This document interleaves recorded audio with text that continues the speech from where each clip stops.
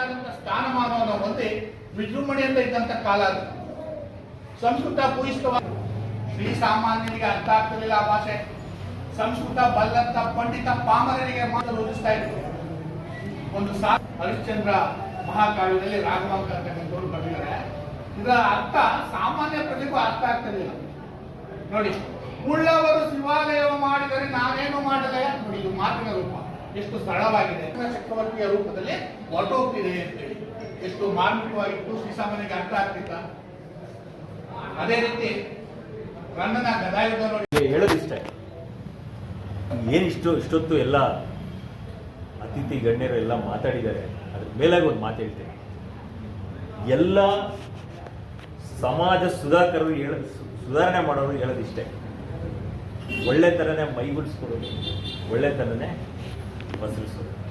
ಇದರಲ್ಲಿ ಅವರು ಯಾವುದೇ ರೀತಿಯಾಗಿ ಸಮಾಜ ಗಾತ್ರದ ಕೆಲಸ ಯಾರೂ ಮಾಡಿಲ್ಲ. ಎಲ್ಲರೂ ಸಮಾಜ ತಿದ್ದು ಅಂತಾನೆ ಕೆಲಸ ಮಾಡಿರೋದು. ಇಷ್ಟೇ ಒಂದೇ ಲೈನ್ ಇದೆ. ಅದಕ್ಕೆ DSP ಅವರು ಹೇಳಿರೋದು ಯಾವುದೇ ತಾರತಮ್ಯ ಬೇಡ. ಅವರು ಹೇಳಿರೋದು ಅದಕ್ಕೆ ಯಾವುದೇ ತಾರತಮ್ಯ ಬೇಡ, ಎಲ್ಲರನ್ನೂ ನಾವು ಸರಿಸಮಾನದಂತ ಕಾಣಬೇಕು.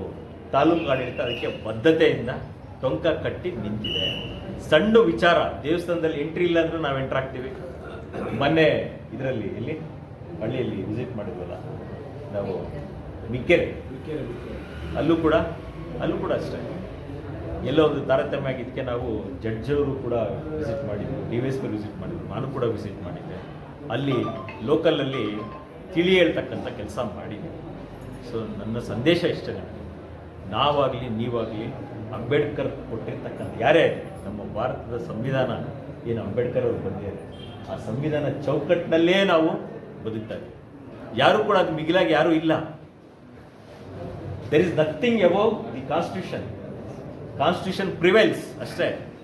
ಹೈಕೋರ್ಟು ಮಾನ್ಯ, ಹೈಕೋರ್ಟು ಮತ್ತು ಸುಪ್ರೀಂ ಕೋರ್ಟ್ ಏನು ಕೆಲಸ ಮಾಡ್ತದೆ ಹೇಳಿ? ಏನು ಕೆಲಸ ಮಾಡ್ತಿದೆ ಗೊತ್ತಾ? They are the guardian of the constitution ಸಂರಕ್ಷಣೆ ಮಾಡೋಂಥ ಕೆಲಸ ಮಾನ್ಯ ನ್ಯಾಯಾಲಯಗಳು ಮಾಡ್ತಾರೆ. ಸೊ ಅಂಥ ಒಂದು ನ್ಯಾಯಾಲಯ, ಒಂದು ಸಂವಿಧಾನದ ಚೌಕಟ್ಟಿನಲ್ಲಿ ನಾವು ಬದುಕ್ತಾ ಇರೋದ್ರಿಂದ ನಾವೆಲ್ಲ ಸಮಾನತೆಯನ್ನು, ನೀವು ಕೂಡ ಯಾರಿಗೂ ಕೂಡ ತಾರತಮ್ಯ ಮಾಡೋಂಗಿಲ್ಲ. ಇದನ್ನು ಹೇಳ್ತಾ ನೆಕ್ಸ್ಟ್ ಜನ್ರೇಷನ್ ನಮ್ಮ ಭಾರತ ಸದೃಢ ಆಗ್ಬೇಕಂದ್ರೆ ಒಂದೇ ಮೂಲ ಮಂತ್ರ ಶಕ್ತಿ ಏನು ಹೇಳಿದ್ರು? ನೆಕ್ಸ್ಟ್ ಜನ್ರೇಷನ್ಗೆ ನೀವು ಕೊಡುವಂಥ ವಿದ್ಯೆ, ಶಿಕ್ಷಣ, ವಿದ್ಯೆ, ಶಿಕ್ಷಣ ಸರಿದಾರಿಯಲ್ಲಿ ಕೊಡಬೇಕು. ಶಿಕ್ಷಣ, ವಿದ್ಯೆ ಅಂತಂದರೆ ಅದು ಡಿಗ್ರಿ, PhD ಇವೇ ಅಲ್ಲ. ನೀವು ಒಳ್ಳೆಯ ಮಾತು, ಈಗ ಒಂದು 30-40 ವರ್ಷದ ಕೆಳಗಡೆನೂ ಕೂಡ ಜೀವನ ಮಾಡ್ತಿದ್ರು, 100 ವರ್ಷದ ಕೆಳಗಡೆ ಜೀವನ ಮಾಡ್ತಿದ್ರು. ಎಲ್ಲರೂ ಇಂಜಿನಿಯರ್, ಡಾಕ್ಟರೇಟ್ ಆಗೇ ಜೀವನ ಮಾಡಿಲ್ಲ, ಒಳ್ಳೆ ತಂದೆ ಜೀವನ ಮಾಡಿ. ಸುಶಿಕ್ಷಣ ಯಾಕೆ ನಮಗೆ ತಂದೆ ತಾಯಿನೇ ಮನೆಯಲ್ಲಿ ಮನೆಯ ಮೊದಲ ಪಾಠಶಾಲೆ ಅಂತ ಹೇಳ್ತಾರೆ? ಯಾಕೆ ಅಂತಂದರೆ ಆ ಸರಿದಾರಿಯಲ್ಲಿ ಅವ್ರು ಕಲಿಸ್ತಾ ಇದ್ದಾರೆ. ಸೊ ಅಂಥದ್ದನ್ನು ನಾವು ಎಲ್ಲೋ ಮರಿಬಾರ್ದು. ನಮ್ಮ ಜವಾಬ್ದಾರಿ ಶಿಕ್ಷಣವನ್ನು ಕೊಡಬೇಕು, ವಿದ್ಯೆಯನ್ನು ಕೊಡಬೇಕು. ಈಗಿನ ಕಾಲಘಟ್ಟಕ್ಕೆ ಹೈಯರ್ ಎಜುಕೇಷನ್ ಇನ್ಎವಿಟಬಲ್ ಆಗುತ್ತೆ. ಅಂದರೆ ಬರೀ 1 ಡಿಗ್ರಿ ಸಾಕಾಗೋದಿಲ್ಲ, ಇನ್ನೂ ಅಡಿಷ್ನಲ್ ಡಿಗ್ರಿ ಮಾಡ್ಕೊಳ್ಬೇಕು. ಯಾಕೆಂತಂದರೆ ಸ್ಕಿಲ್ಸ್ ಎನ್ಹಾನ್ಸ್ ಆಗ್ತಾ ಇರಬೇಕಂತಂದರೆ ನಿಮಗೆ ಅತಿ ಹೆಚ್ಚು ವಿದ್ಯೆನ ನೀವು ಮೈಗೂಡಿಸ್ಕೊಳ್ಬೇಕು. ನೀವು ಏನು ಹೇಳ್ತೀವಿ ನಾವು, ಸರ್ವೈವಲ್ ಆಫ್ ದಿ ಫಿಟ್ಟೆಸ್ಟ್ ಅಂತೇಳಿ. ಸರ್ವೈವಲ್ ಆಫ್ ದಿ ಫಿಟ್ಟೆಸ್ಟ್ ಇದೊಂದು ಜನಸಂಖ್ಯೆ ಜಾಸ್ತಿ ಆಗಿಬಿಟ್ಟಿದೆ ನಮ್ಮ ಪ್ರಪಂಚದಲ್ಲಿ.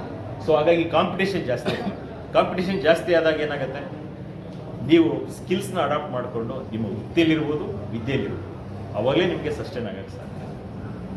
ಎಲ್ಲ ಮುಂಚೆ ಒಂದು ಸಣ್ಣ ಅಂಗಡಿ, ನೆಕ್ಸ್ಟ್ ಅದನ್ನು ಒಂದು ಶೋರೂಮ್ ಆಗಿ ಇರ್ತದೆ. ನೀವು ಕೆಲವು ನಾನು ನೋಡ್ತಿರ್ತೀನಲ್ಲ, ಇಲ್ಲಿ ಮಳವಳ್ಳಿಲೂ ಕೂಡ ಮೊನ್ನೆ ಲಾಸ್ಟ್ ಮಂತೆಲ್ಲ ಒಬ್ಬ ನಮ್ಮ DC ಸಾಹೇಬರ ಬಂದು ಅಲ್ಲಿ ಇನಾಗ್ರೇಟ್ ಮಾಡಿದ್ರು, ಇದರಲ್ಲಿ ಸವಿರುಚಿ ಎದುರುಗಡೆ. ಸೊ ಅದು ಆಗ್ತಾ ಇದೆ. ಬೆಂಗಳೂರಲ್ಲಿ ನೋಡ್ಬಿಟ್ಟು ಗ್ರೀನ್ ಟ್ರೆಂಡ್ಸ್, ಈಗ ಫಾರ್ ಎಕ್ಸಾಂಪಲ್ ನೆನಪಾಯ್ತು, ಅದಕ್ಕೆ ಹೇಳ್ತಾ ಇದ್ದೆ, ಕೆಲವೊಂದೆಲ್ಲ ಶೋರೂಮ್ ಇದ್ದಂಗೆ ಇರ್ತಾವೆ. ಸೊ ಹಾಗಾಗಿ ಎಲ್ಲ ವೃತ್ತಿಯಲ್ಲಿ, ಎಲ್ಲ ಹಾದಿಯಲ್ಲಿ ಕೂಡ ಕಾಂಪಿಟೇಷನ್ ಇದೆ. ಎಲ್ಲರೂ ಕೂಡ ಸಸ್ಟೈನಬಿಲಿಟಿಗೋಸ್ಕರನೇ ಹೋರಾಡ್ತಾರೆ, ಅವರು ಸಸ್ಟೈನ್ ಆಗಬೇಕು.